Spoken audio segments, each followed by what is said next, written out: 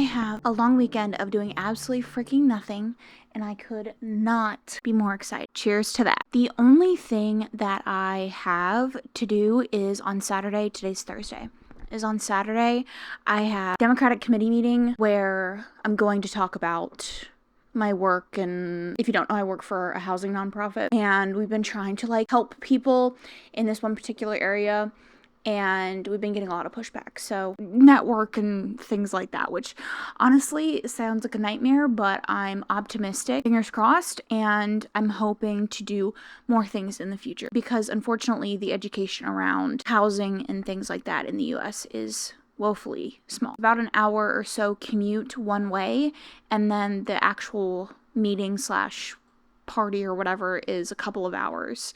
But other than that, I'm chilling this weekend. I got more books from the library. I have been watching a couple of different TV shows. We got some cozy gaming going on. So I for sure am planning on having a great weekend. I'd love to know what you're doing this weekend. What are you reading? What are you gaming on? What have you loved recently? I recently got a subscription to Acorn TV. The backstory is I'm a huge murder mystery fan. Wait, what is it called? There's two of them. There's Glass Onion and then Knives Out. Love those two.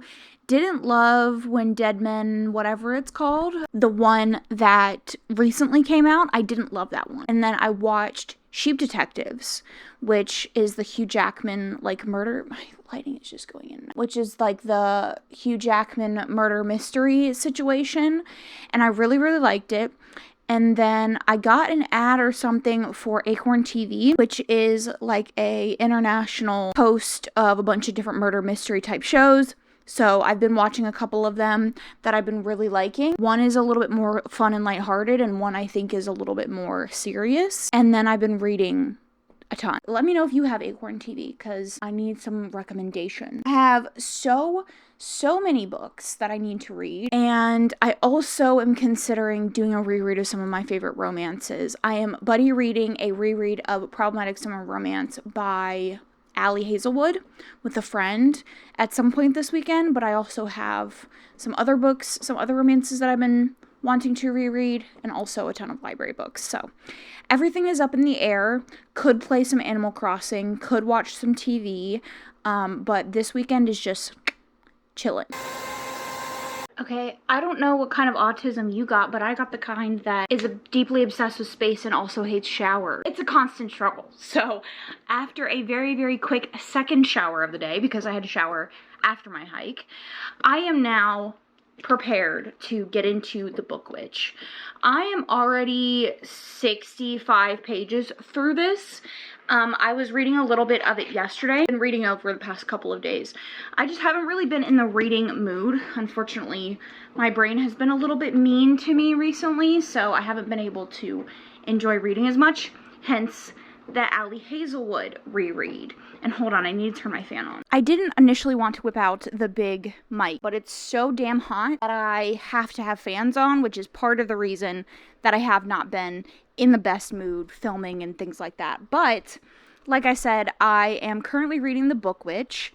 This is about a woman who comes from a long line of these witches called book witches, and it seems to be coven of witches who can access books, and they fix up books that have problems. So they have a torn spine, soiled pages, they're falling apart, they fix them, but they can also go into the story and correct errors that are happening. In the first part of this one, the heroine goes into her favorite murder mystery series that she has loved since she was a teen. That was a big formative part of her life and her reading, and she ends up helping the main detective in that story save his own story, and in the midst of that, they fall in love. They start having a forbidden romantic relationships where she'll go into his story and spend time with him, or he will come to the real world, and both of those things are expressly forbidden. Coven that she's a part of finds out that this has been happening,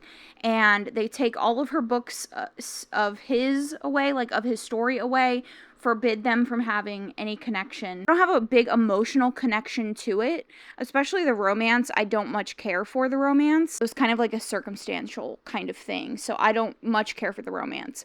But the story itself is very easy, it's very fun, and I'm kind of like flying through it. Probably gonna be my priority for now, and then at some point I do want to pick up problematic summer romance.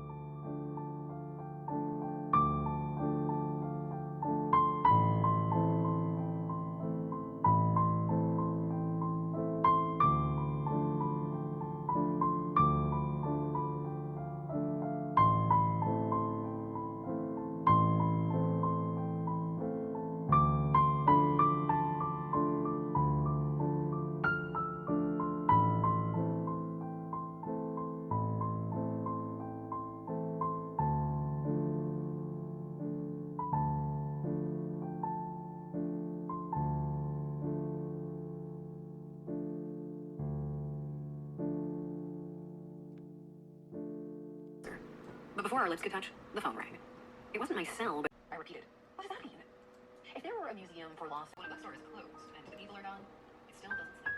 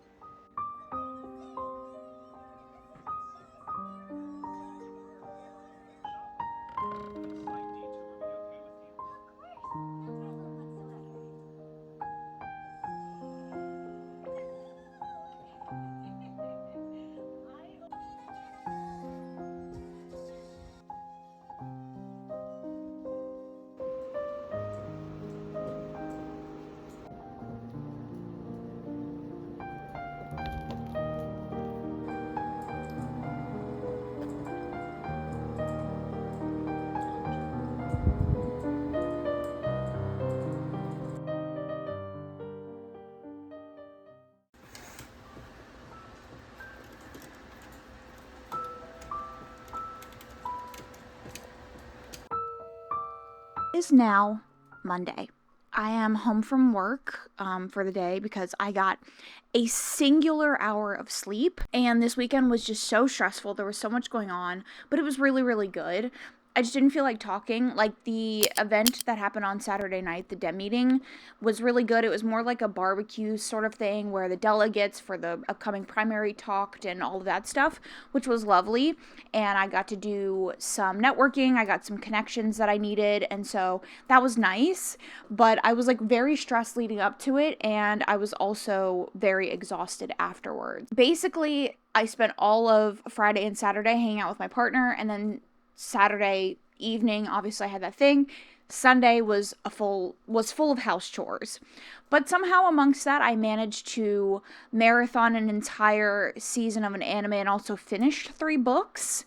So I guess altogether it wasn't terrible. So I thought we could talk about those before we do a little bit of a book haul. I managed to finish The Book Witch, which was the book that I have been reading for like the last week or so. Was not the biggest fan of this. I think overall, like especially listening to the last portion of it on audio, improved the story a lot. But I wasn't really intrigued by much. Like I said in a previous clip, the romance was not that fleshed out. It wasn't that good. It just read like a book relationship, if that makes sense. Like, just I could tell that I was reading a book. Like, this book did not transport me in any way. The characters did not. The plot did not. The romance did not. None of this was necessarily bad. There was nothing for me to grip onto emotionally. There was nothing for me to remember 6 months from now. Then I finished the audiobook for An Unexpected Peril. This is the 6th book in the Veronica Speedwell series. This is essentially a historical murder mystery following Veronica Speedwell and Stoker. They have a bit of a romantic connection throughout the series, and they're solving mysteries together in London and in other countries. I really, really liked the first 5 books in the series, especially the audiobooks for this series, which is how I've exclusively been reading. This is really good. The audiobook narrator is the same for each book, and it just makes it feel like one cohesive story, and I love the characters. I love Veronica. She's very headstrong and resilient. I love Stoker. He's kind of this stoic, grumpy guy, but at heart, he's like this big lover who just wants Veronica to like be in love with him, and like it's just, I love their romantic relationship. It's this incredibly slow burn. The mysteries are very, very fun. And in this one, they are solving the murder of a woman who was famous hiker from a famous hiking family. She leaves the London Society of Hikers and moves to this fictional like Alps type country. She ends up getting murdered. The London Society is holding this expedition to like memorialize her, and Veronica and Stoker get asked by the exhibit to, or the museum or whatever that's holding the exhibit, to help. And at the same time, the royalty of that country asks her to pose as the princess of that country, who has since run away and gone missing, and Veronica looks very similar to her. So she's kind of helping the royalty while also investigating the missing woman. This was probably my least favorite in the series, and I think it's simply because of how much I loved the past 2 books in the series. Well, maybe the past like 3 books. So the one previous to this one was centered around the Jack the Ripper murders. They're not necessarily solving Jack the Ripper's slayings, but it's like centered around London during that time. And so there's a level of intrigue there. They have a run-in with Jack the Ripper. There's like it's like a whole thing. The one prior to that is a mystery taking place in like this remote island, and it has sort of like this mysterious thing going on. And then the one before that was about mummies and curses and tons of fun stuff. So in comparison to the last 3, this one was kind of run-of-the-mill mystery, and also the relationship was at a standstill, and there was not much going on in that way, so there wasn't a ton of stuff carrying me through the story. I definitely will continue the series, and I think overall this series is like a strong 4-star. And then lastly, I also finished How to Lose a Duke in 10 Days. I hadn't read anything by this author before, but this is like the 3rd book in this historical romance series. Right off the bat, I was intrigued by this author's writing. I feel like authors tend to take with historical romances, like newer historical romances, authors that have very lush and maybe more historically accurate writing, like a Kerrigan Byrne or an Elisa Braden, or you have authors like a Tessa Dare who have very accessible writing that is more funny and quippy and filled with banter and not necessarily historically accurate. That this lands more in like the Stacey Reid kind of department, where it's a little bit more sophisticated, but it's not anything like super crazy that you just like have to lock in for. But this follows a woman who gets proposed to by a duke in the beginning of the novel. She has been out for several seasons at this point, and her aunt and uncle have been trying to marry her off, but they are kind of a nouveau riche family, so most old money are not really interested in marrying. When Ashford comes and proposes marriage, she's pretty sure it's just for her money. They're gonna announce their engagement at this big like country estate thing that his cousin is hosting. So they go to her country estate, the cousin's country estate. She is bent on having him retract the engagement. Nobody's been told because, like I said, they're going to announce it at this engagement party. So she decides to try to make his life a living hell until then, so that he will back out and cancel the engagement before anybody finds out, because she wants to eventually like age out, become a spinster, and then live on her own with her money and her brother. This is really just like the battle of wills between the two of them. I thought this was super fun, hijinks type of story, but there isn't a ton of like emotional depth there, especially with the romance. I didn't feel a massive connection between the two of them. Like, she could have had a romance with anybody else and I would not have felt any different. And halfway through, the story becomes about like this mystery slash like domestic abuse situation that just made the story turn in a weird way that I didn't absolutely love. So I landed on a 3-star for this one as well. I don't necessarily think that I will pick up anything else by this author, but it was fine. You know, it was like eek. So I feel like I've had a week of just really okay books. I have a ton of books from the library that I still need to read, that I need to get to, that are due soon, and I'm just really hoping that one of them is a solid, good read. Thought we could do a cute little book haul. My stack of library books is getting quite insane, honestly, and I have only read 2 of the 23. 2 of the 13 that I got last week, and then now I have 10 more. So here we are. Okay, so if there is some overlap in my last vlog, I'm so sorry, and I might have missed some books because I can't remember what I got when, but I think these are my most recent acquisitions, if you will. So first up, we have Sunburn. This is a literary fiction following a childhood friendship between 2 girls that I think blossoms into like a sapphic romance as they age, but it's mostly about like girlhood, friendship, growing up, that kind of thing. Then we have The Rainy Day Bookshop, which I picked up because I thought it might be like a sort of You've Got Mail romance, as is what I thought would be the Bookstore Diaries, but from what I gather, neither of that is the case.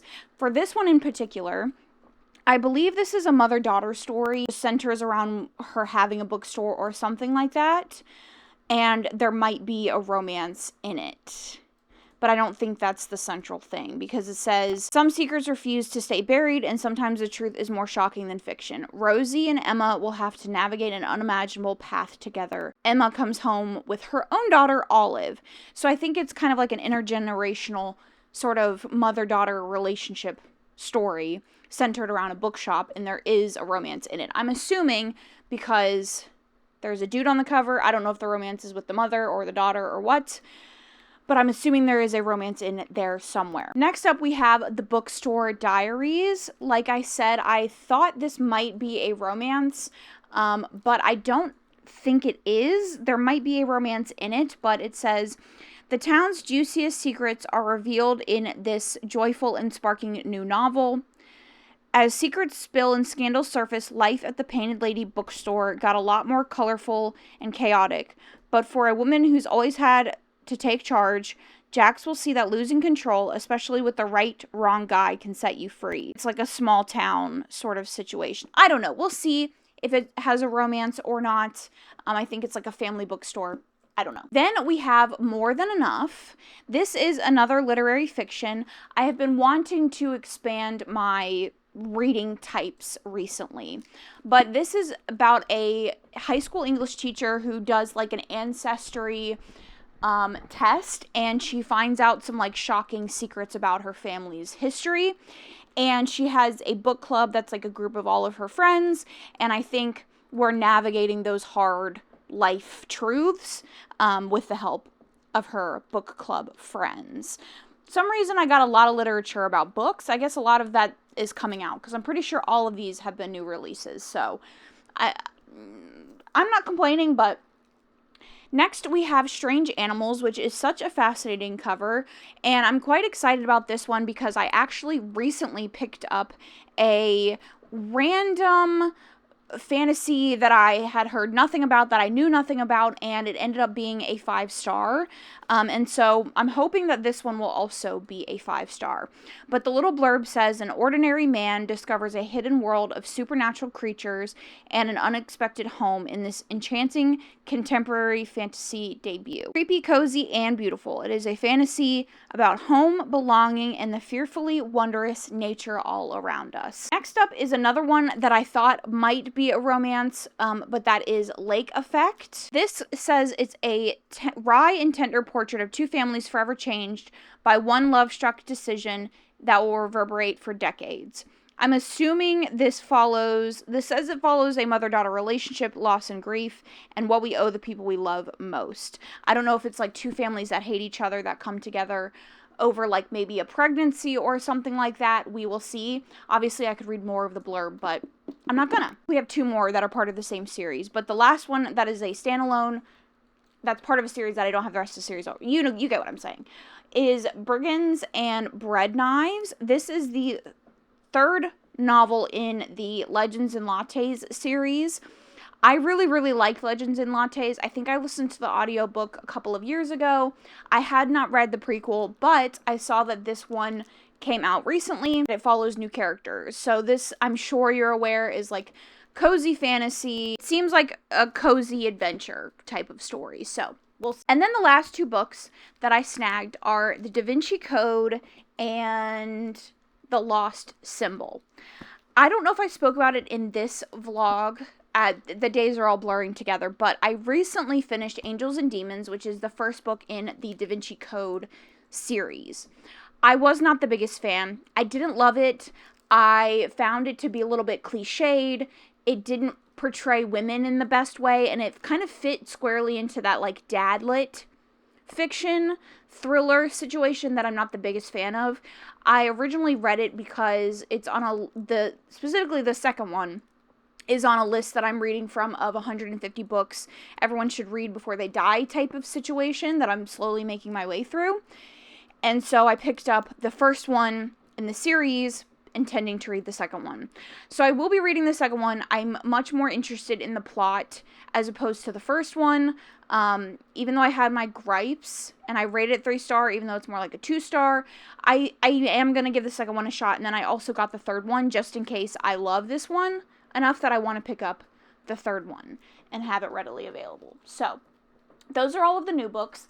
Like I said, I still have a absolute tower of books left to read, and I have a whole stack behind this stack of books that I need to get to like ASAP.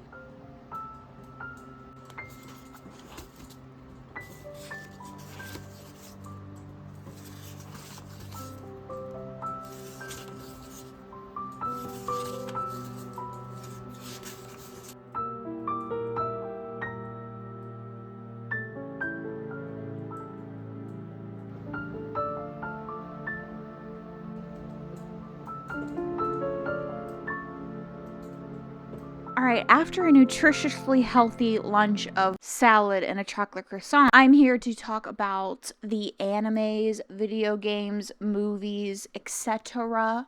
that I watched this weekend. I guess we'll start with video games, because I've really just been playing one, and that is My Time at Portia, this one right here. I'm going to call it Portia. But I don't know necessarily that is correct. So this is actually more of, it's not technically a farming sim. I guess technically it's a farming sim, but it's a little bit different than other farming sims that I have played. I'm not a farming sim girl. It's not my favorite brand of cozy. I find them to be very typical, a little bit repetitive, and especially if they have like an energy component, it really pisses me off. I detest nothing more than in life and in video games than getting into a task or like a quest and then having my energy run out and either having to go cook a meal or buy something or go to sleep. Like, that just pisses me off to no end. So I have my own issues with the farming sim genre. This one is not really technically like that. Like I said, you do have a farm and you can like garden and grow vegetables and stuff like that, but you're technically a builder and you're helping this town like rebuild itself.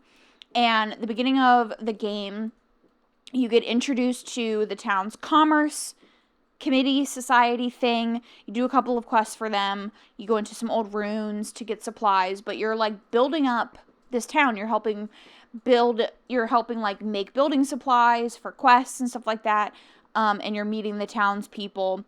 It seems much more to do with possibly the relationships. I originally picked this up because they're releasing a follow-up or like a new game in the series that looked very good. So I wanted to play the original I know there's like My Time at Portia or whatever, My Time at Sandstone. There's like several of them. But I played this for several hours this weekend. Really, really enjoyed it. Mostly I've been playing Dead by Daylight and Marvel Rivals with my partner, and also playing Lorcana Online. But I also got into like a little bit of an anime kick. I wanted something fun and flirty and beautiful looking. I have been watching 8686, which is a impeccable but deeply, deeply depressing anime. So I went through my watch list on Crunchyroll and just picked up whatever was oldest on my list. And it was Saint Cecilia and Pastor Lawrence. This is a 1-season anime that is gorgeously animated, and it's essentially a romance anime. The main character, Saint Cecilia, is called a lady saint, and she is a rare being that gets visions and stuff from God, and they bless people and they perform tasks for people. And then Lawrence is a pastor who takes care of her. And there really is not a ton of emphasis on God or religion in any way. There's obviously like religious motifs because they wear garb and things like that, and like they're in a church, but mostly it's about this like very sweet, very slow burn romance between the two of them. Cecilia loves Lawrence. She has a huge crush on him, and he's completely oblivious. And with some introduction of some friends and kind of a found family aspect, they eventually find their way to each other in a very, very sweet way. And like I said, it's only a 12-episode, 1-season anime. I really liked it. I thought it was very cute. There wasn't necessarily like a spark of something new, different, fun, funky, and fresh to it than like any other romance anime that I've seen. But it is pretty cute. It's pretty sweet. You can put it on while you're doing other things and you're not missing a ton. The relationships are very sweet. The romance is cute. And then I also started The Fragrant Flower Blooms with Dignity. This is a romance anime that I started with my partner. He wasn't like massively into it. We have since started marriage talks in, which we're both in love with so far. Fragrant Flower is something that I started with my partner. He wasn't into it. I decided to continue it myself. I think I'm like 5 episodes in. Female main character has really had a crush on the male main character for a while, and again, he's more like the oblivious type, but it's more so that he's a very kind person, but because of the way that he looks and how tall he is and all of that, he kind of has this reputation as being like this big, tough, scary guy. And the heroine doesn't really see him that way. She kind of sees the good in him, but because they are from rival schools, they're not really supposed to have like a friendship or relationship or anything. And so she starts tutoring him to help him in school, and they slowly obviously start to like each other. He starts to like her or whatever, and he kind of sees the good in her as well. And again, it's very, very cute. It's absolutely gorgeously illustrated. Like, it's stunningly animated, everything. It's gorgeous to look at, but it's not crazy different in the romance genre. So I am enjoying it. Again, it's something that I just watch whenever I need to like shut my brain off. It's very, very cute, and I'm really liking it. I am still watching 8686, but I can only watch it if I'm like in the right mental to watch it. So, and then lastly, the movie that I watched. I actually watched it last night. If you are a horror fan or on TikTok, it sounds like this movie has been blowing up recently. We watched Obsession. We're big horror fans. I'm much more of a horror fan than my partner is, but he actually had heard that this was really, really good. Several of our friends had been talking about it, etc., etc. Basically about this guy who has this crush on this girl that he went to high school with, I think, or he works with or whatever. He's had feelings for her forever, and he makes a wish on this like toy thing, this like collectible toy thing, that she will love him more than anybody in the world, and she becomes completely obsessed, and it just goes off the rails from there. It's creepy, it's scary, it's unsettling, it's eerie. The main character, Nikki, the woman, her acting is incredible, truly incredible. A kind of like Bill Skarsgård with like the supernatural horror, you know, Pennywise and all of that. I feel like she is a new horror star. She's so good. She did amazing in this role. not everybody is amazing in this movie. Like, the acting is not the best, but she makes this movie absolutely incredible.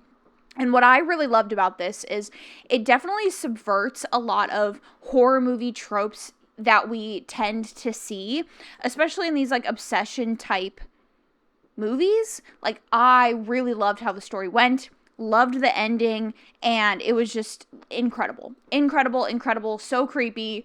Like, I have not stopped thinking about it. It was 10 out of 10. Very, very good. And the fact that people are spending millions of dollars to make movies half as good as this when this movie was made with less than $1 million is crazy to me.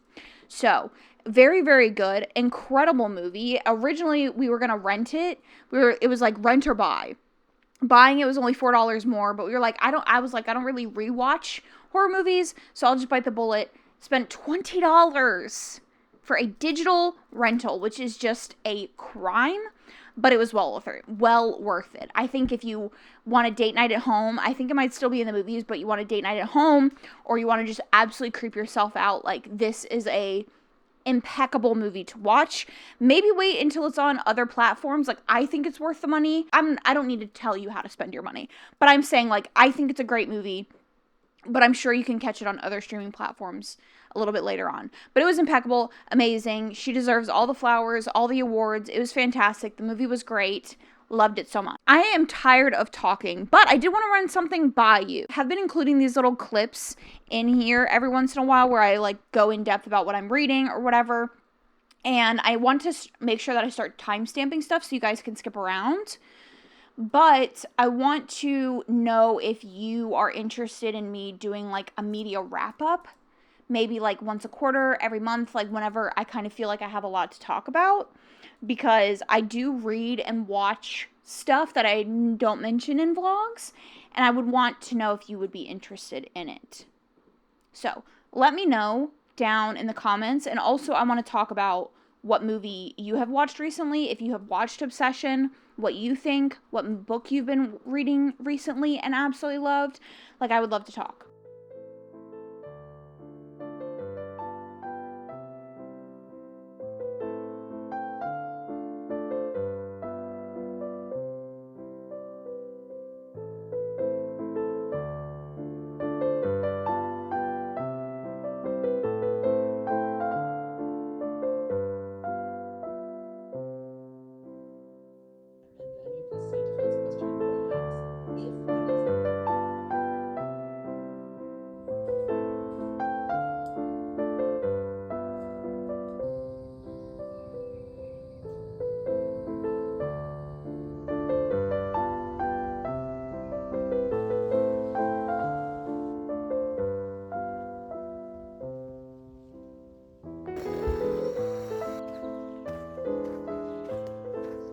Thought we could talk while I eat my lunch. Hopefully the sound of my AC in the background is not too loud, and all of the fans.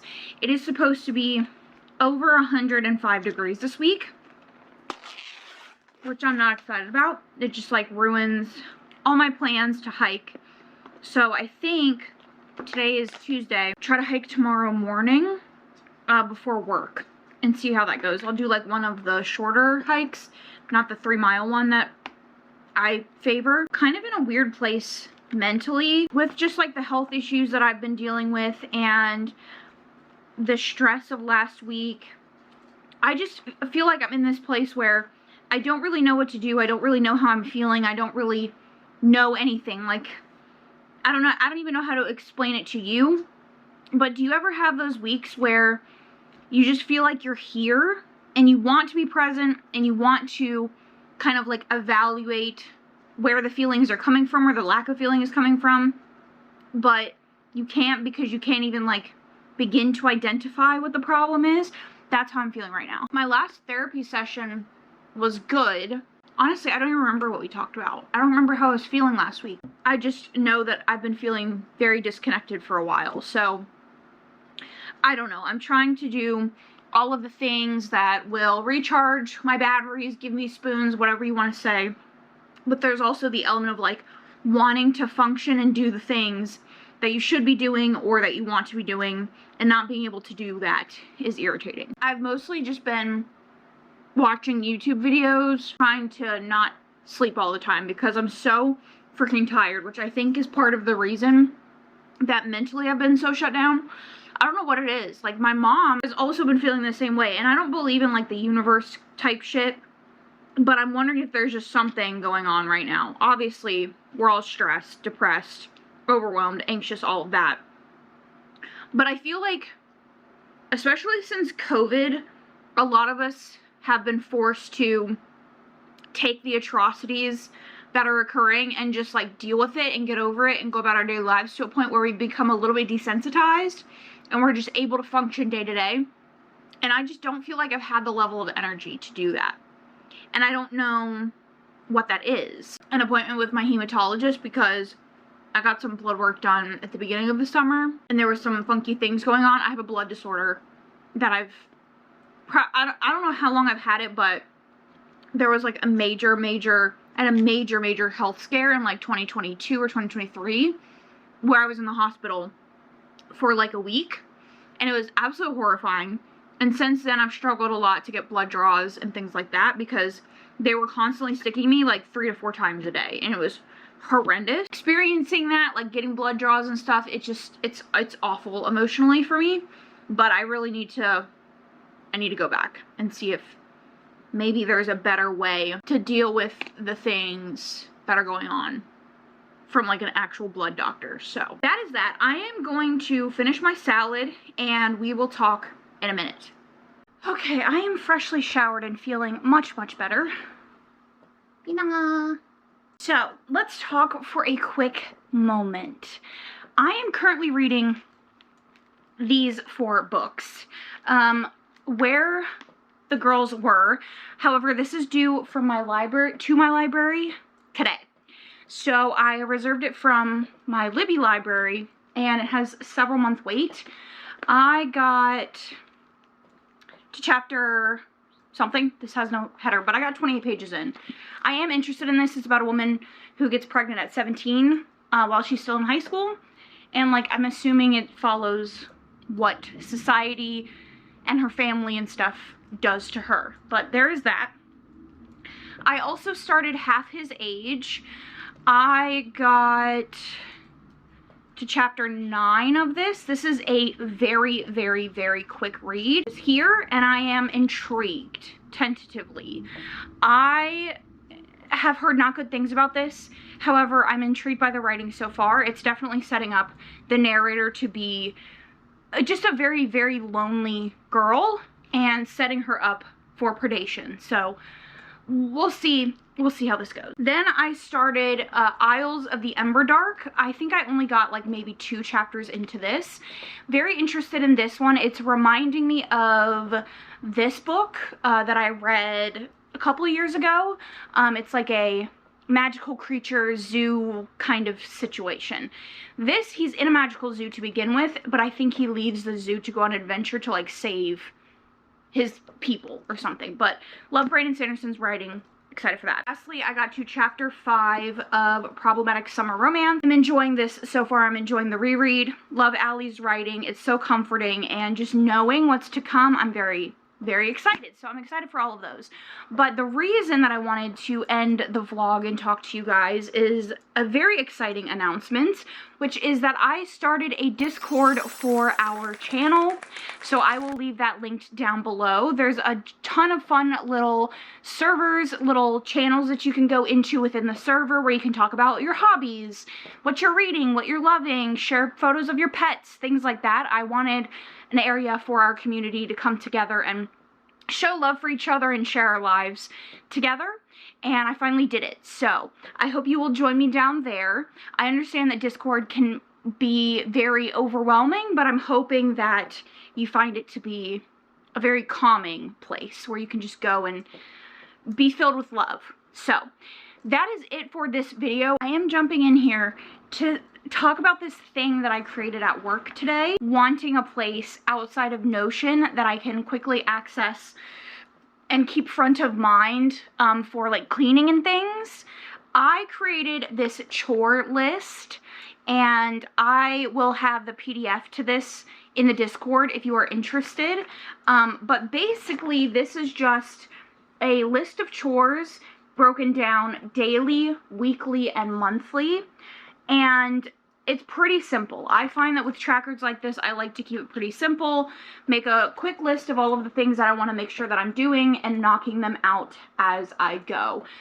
And if you are interested in this, but you want me to adjust it to maybe like assign different parties, like you, your partner, whoever, different people to do different things, I can certainly do that. It would be so quick to edit, but I will be hanging this on my fridge. And again, if you are interested, check out the Discord. I will be reading the rest of these probably either in the next video, or I will be sharing my updates on them over in the Discord if you're interested in my thoughts. So I really hope that you guys enjoyed the video, and I would also love to talk about how you're doing. What is your rest routine? I don't know, just tell me how you're doing mentally, how you're handling things. I would love to talk. Don't forget to subscribe if you're looking for more content like this from me. I hope to go back to posting at least once a week. I'm not holding myself to that in any like strict regard, but that is the hope. And yeah, I hope I will catch you guys in my next one.